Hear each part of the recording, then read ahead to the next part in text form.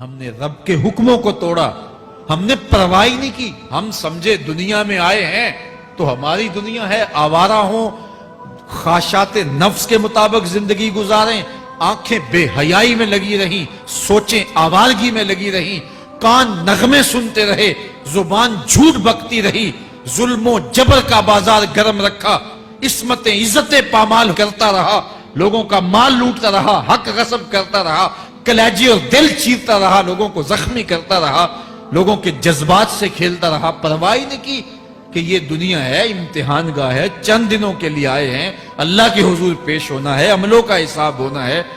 اب جب وہ دیکھیں گے کہ ہمارے ساتھ کیا ہونے والا ہے تو ان کے چہرے پہلے بگڑ جائیں گے. کیوں؟ وہ گمان کریں گے کہ ان کی ریڑھ کی ہڈی توڑ دی جائے گی. ایسے عذاب آئیں گے جس طرح کسی کی ریڑھ کی ہڈی ٹوٹ جائے تو اس کا چہرہ شگفتہ گلاب تو نہیں ہوتا، اس کا چہرہ جو ہے وہ تو کس قدر مرجھایا ہوا ہوتا ہے. تو اللہ ارشاد فرماتا ہے اس طرح ان کے چہرے ہوں گے. ابھی عذاب آیا نہیں ہے لیکن چہرے پہلے اترے ہوئے ہوں گے، اور جب عذاب کی بھٹی میں ڈالے جائیں گے، اللہ اکبر. اور وہ سخت عذاب، حضور نے جبریل امین سے پوچھا مجھے جہنم کے عذابوں کا ذکر سناؤ.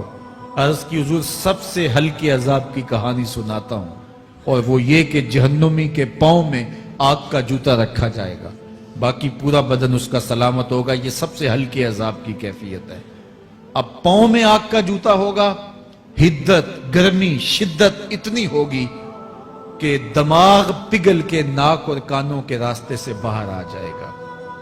پاؤں میں رکھے ہوئے جوتے کی گرمی دماغ کو ایسے چڑھے گی کہ وہ پگھل جائے گا اور ناک اور کانوں کے راستے سے باہر آ جائے گا. تو اللہ کے عذاب کے خوف سے چہرے بگڑ جائیں گے، حالت سلامت نہیں رہے گی. یہ بات ذہن میں رکھیں کہ اللہ جس کو جہنم میں ڈالے گا اس کو اس صورت میں نہیں ڈالے گا. یہ محمدی صورت ہے، یہ شکل اس کی چھین لی جائے گی اور اس کی شکل بڑی کر دی جائے گی.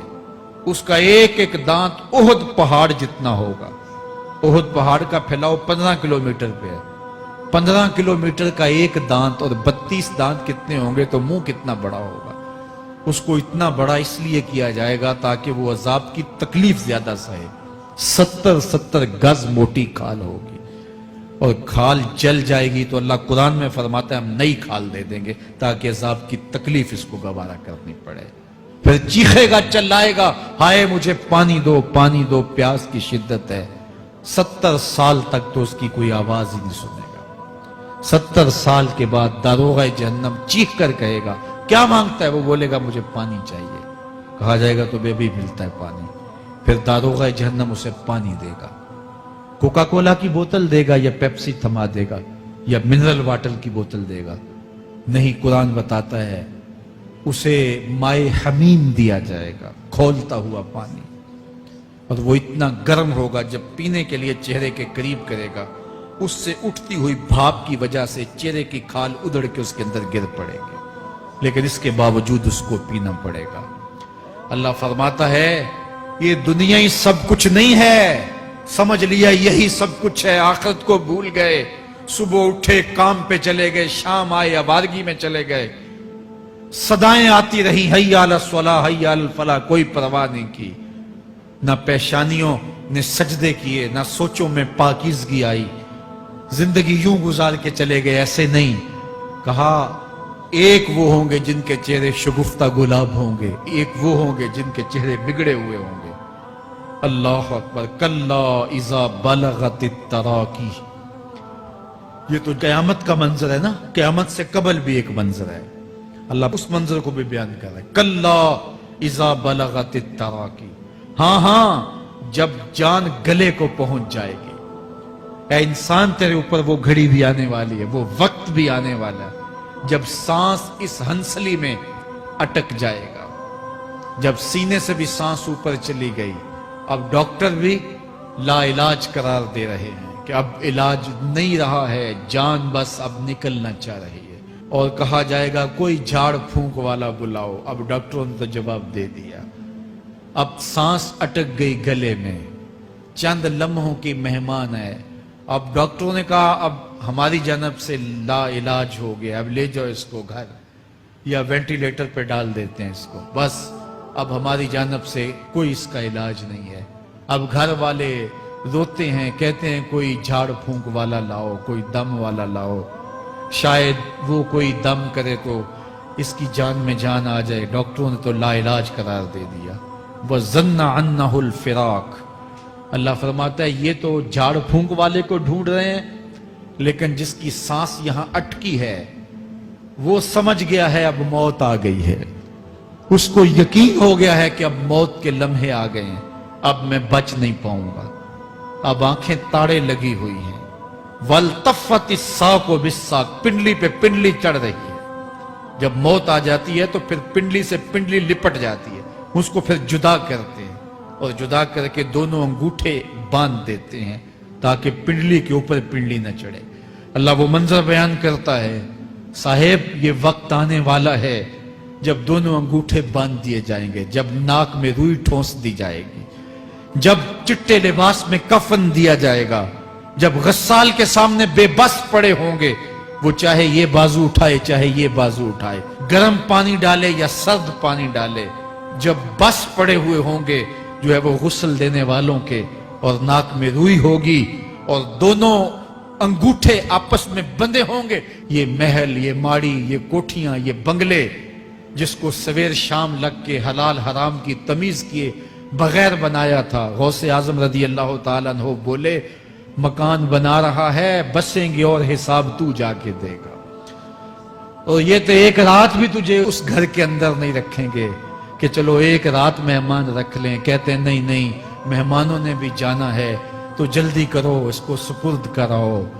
وہ تو تیرا لباس بھی پھاڑ کے اتاریں گے, خود غسل دینے کے لیے تیار بھی نہیں ہے. تجھ سے خوف آنے لگا ہے, جاندی واری ڈرونا بنے ہوتے, ہاتھ نہ لاندے ڈر دے, جنہ لئی تو پاپ کمائے اج کتھے نہیں تیرے کر دے.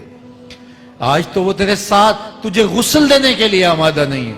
وَالْتَفَّتِ السَّاقُ بِالسَّاقِ. جب پنڈلی پہ پنڈلی چڑھنے لگ جائے گی, إِلَىٰ رَبِّكَ يَوْمَئِذٍ الْمَسَاقُ. اس دن تیرے رب کی طرف ہی لوٹ کے جانا ہے. فَلَا صَدَّقَ وَلَا صَلَّىٰ. اس نے نہ تو سچ مانا اور نہ نماز پڑھی. وَلَٰكِنْ كَذَّبَ وَتَوَلَّىٰ. ہاں جھٹلایا اور منہ پھیر کے چل پڑا. ثُمَّ ذَهَبَ إِلَىٰ أَهْلِهِ يَتَمَطَّىٰ. پھر اپنے گھر کو اکڑتا ہوا چلا. اولا لَكَ فَأَوْلَىٰ ثُمَّ أَوْلَىٰ لَكَ فَأَوْلَىٰ. تیری خرابی آ پہنچی, ہاں تیری خرابی آ پہنچی. اَيَحْسَبُ الْإِنسَانُ أَن يُتْرَكَ سُدًى. انسان دنیا میں یہ گمان کرتا ہے اس کو سدا چھوڑ دیا جائے گا. سدا عربی میں ایسے اونٹ کو کہتے ہیں جس کی مہار کسی کے ہاتھ میں نہ ہو. شترے بے مہار, جہاں مرضی جس گھاٹ سے چاہے پانی پیے, جہاں سے مرضی چارہ لے, تو شترے بے مہار کو کہتے ہیں سدا. تو یہ انسان بھی گمان کرتا ہے کہ میں بھی سدا ہوں, مجھے کوئی کیوں پوچھے, میرے جذبات پہ کوئی کیوں قدغن لگائے, مجھے کیوں روکے کوئی. بالخصوص جوانی کے ایام کے اندر جوان کو بڑا ہوتا ہے کہ کوئی مجھے کیوں, وہ تو ماں باپ کے کہنے میں بھی نہیں آنا چاہتا. وہ کہتا ہے کیوں مجھے روکتے ہیں, میری جوانی ہے, میرے جذبات ہیں, مجھے آزادی سے جینے دو, کیوں میرے راستے میں رکاوٹ بنتے ہو, میں سدا ہوں.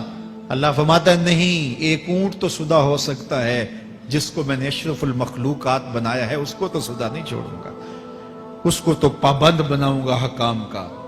اب وہ کہتا ہے کہ نہیں نہیں, یہ کیسے دوبارہ اٹھائے جائیں گے. اب دوبارہ وہی بات پھر آ گئی.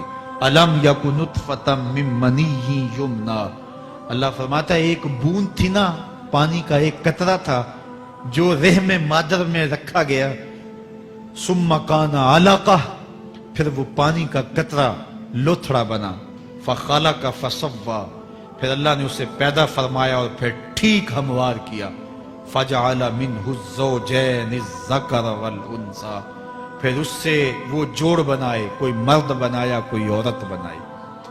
کہا اب غور کر, اب تیری آنکھیں دیکھتی ہیں, بجلیاں چمکتی ہیں, تیری زبان کا طوطی بولتا ہے, لوگ اشش کرتے ہیں تیری گفتگو پہ, تیری گفتار پہ صدقے جاتے ہیں, تیرے لہجے کے جمال کو دیکھتے ہیں, تیرے سینے کا زور, تیرے پنجوں کی طاقت, تیری دماغ کی تیزیاں اور تیری سوچوں کے اجالے, تیری زوردار ٹانگیں, تیرے کڑیل بازو اور تیری چوڑی چھاتی, اور تیرے گلاب کی پتیوں جیسے ہونٹ، اے انسان یہ سب کچھ کہاں تراشا گیا؟ ماں کے رحم میں، اس تاریکی میں جو 3 پردوں میں تھی، تیرا سر تیرے گھٹنوں میں تھا، اور تیرے رب نے وہاں تیرے اندر نسوانیت یا رجولیت کی صلاحیتیں پیدا کی، تیری آنکھوں میں چمک پیدا کی، تیرے کانوں میں نغمے بکھیرے، تیری زبان کے پٹھوں پہ قوت ذائقہ رکھی، تجھے بولنے کی صلاحیت دی، تیرے پنجوں میں زور رکھا۔ آج تو مفتی شہر ہے، آج تو علامۃ الدہر ہے، آج تو قاضی القضات ہے، آج تو منسٹر ہے، آج تو وزیر اعظم ہے، آج تو پہلوان ہے، آج تو شہزادہ ہے، آج تو بادشاہ ہے، آج تو زوراور ہے، آج تیری طاقت کے کیا کہنے؟ آج شیروں کو تو نچا لیتا ہے، ہاتھیوں کو تو بٹھا لیتا ہے، آج تو بڑا زوراور گھڑ سوار ہے، آج تیری طاقت کے کیا کہنے؟ تو کشتی کرتا ہے، زمانہ دیکھنے آتا ہے، آج تیری طاقت کے شوہرے ہیں، تیری عظمت کے تنتنے ہیں، لیکن انسان تو ایک ناپاک قطرہ تھا اور رحم مادر میں تھا۔ تیرے اندر یہ رنگ کس نے بھرے؟ تیرے کانوں میں نغمے کس نے رکھے؟ تجھے دماغ کی قوتیں کس نے دی؟ زبان کو بولنا کس نے سکھایا؟ آنکھوں میں توانائیاں کس نے رکھی؟ تیری زبان کا طوطی بولتا ہے، یہ سلیقے کس نے دیے؟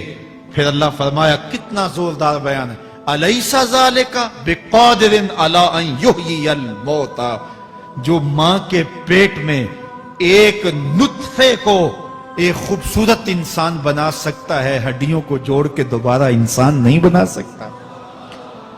کیا وہ دوبارہ تجھے کھڑا نہیں کر سکتا اپنے سامنے پیش ہونے کے لیے، جس کے حکموں کو تو نے توڑا ہے، جس کے فرامین کا تو نے مذاق اڑایا ہے؟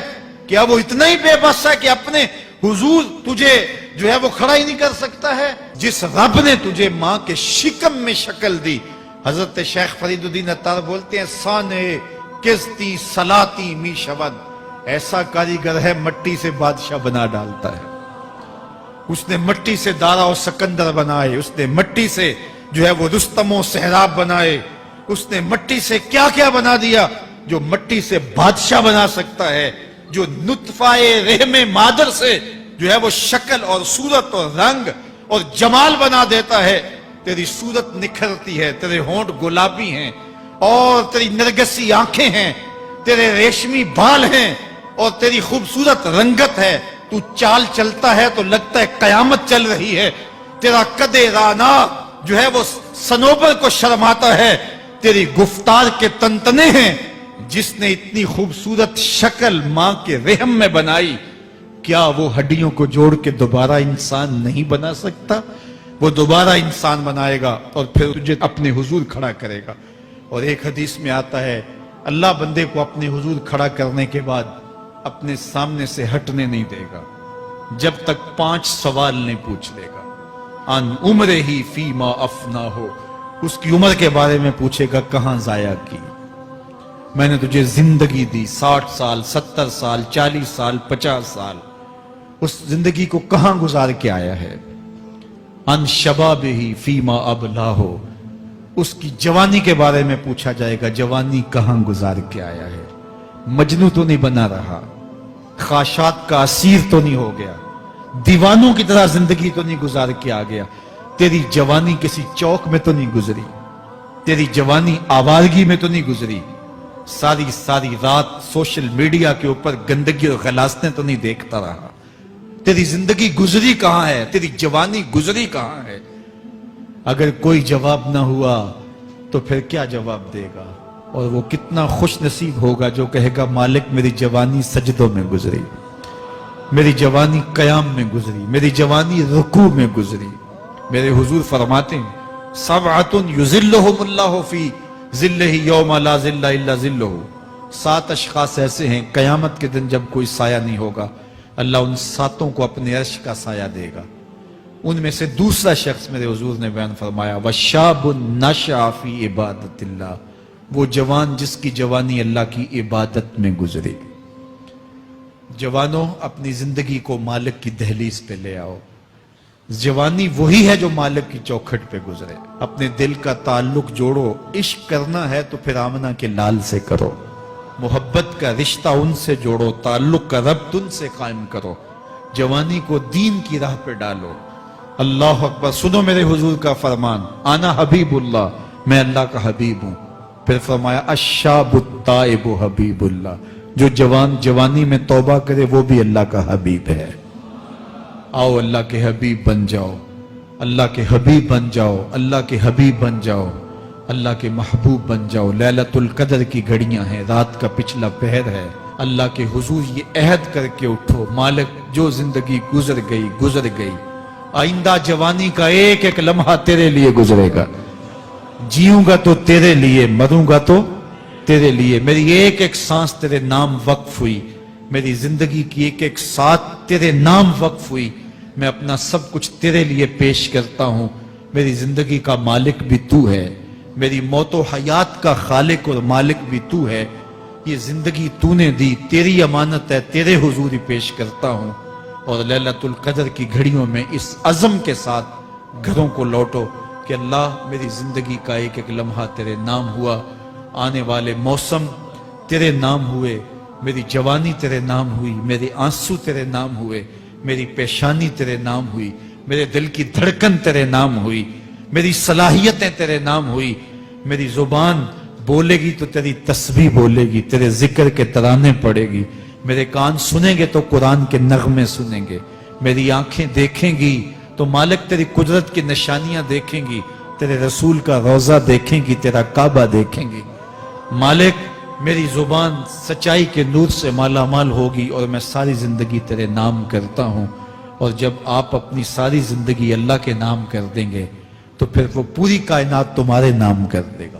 کی محمد سے وفا تو نے تو ہم تیرے ہیں، یہ جہاں چیز ہے کیا لوح و قلم تیرے ہیں۔ اللہ آپ سب کو اپنی پناہ میں، امان میں اور حفاظتوں کے ساتھ میں